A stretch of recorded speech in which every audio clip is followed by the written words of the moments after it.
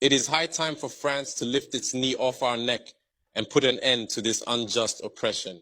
Centuries of misery, human trafficking, colonization, and neocolonization have caused immeasurable suffering.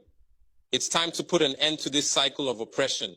It's high time for France to leave us alone.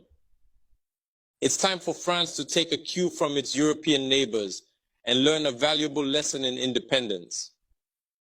Germany is the leading economic power in Europe, significantly surpassing France, which is ranked as the third or fourth largest economic power globally.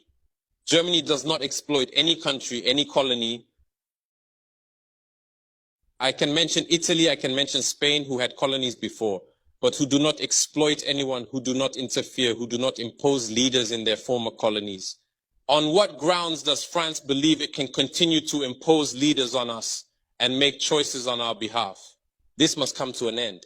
And the emerging Africa, the African youth, the African elites, and the African diaspora all stand united in saying no, it cannot continue any longer.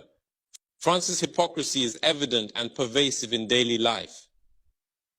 Let's examine the cases of Mali and Chad as prime examples of this hypocrisy. In Chad, where the constitutional process has been interrupted, France applauded and its president visited to officially consecrate the new king's coronation ceremony. In Mali, where it is not the constitutional process that has been interrupted, but the transition process, France has condemned and even packed up its things to say that it is leaving Mali. That's hypocrisy. It's the double standard. It is the double language that France employs in its dealings with Africa. During our questioning of Mr. Jean-Yves Le Drian regarding the situation in Ivory Coast and France's decision to allow a third term, he provided a clear explanation. He stated that while he accepted the third term for Ouattara, he refuses it for Belarus.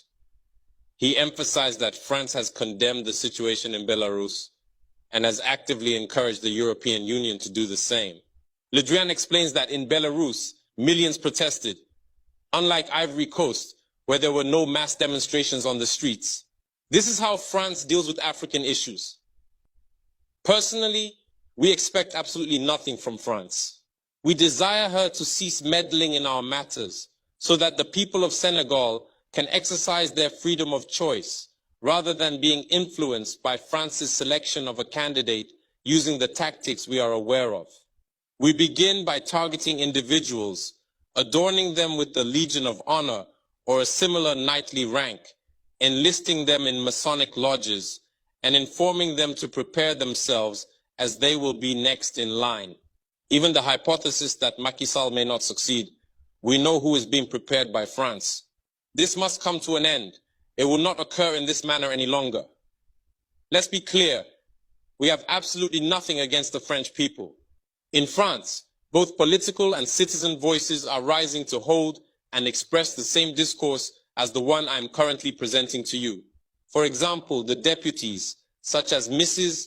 Frédérique Dumas, who regularly speaks on the platform of the Assembly, who regularly writes to the Minister of Foreign Affairs, since she is a member of the Foreign Affairs Committee, to raise this unfair behavior of France towards Africa, hold the same speech as us. The same Mr. Jean-Luc Mélenchon, Jean-Paul Lecoq, André Chassaigne, all deputies, hold the same discourse as us, and hundreds of other voices.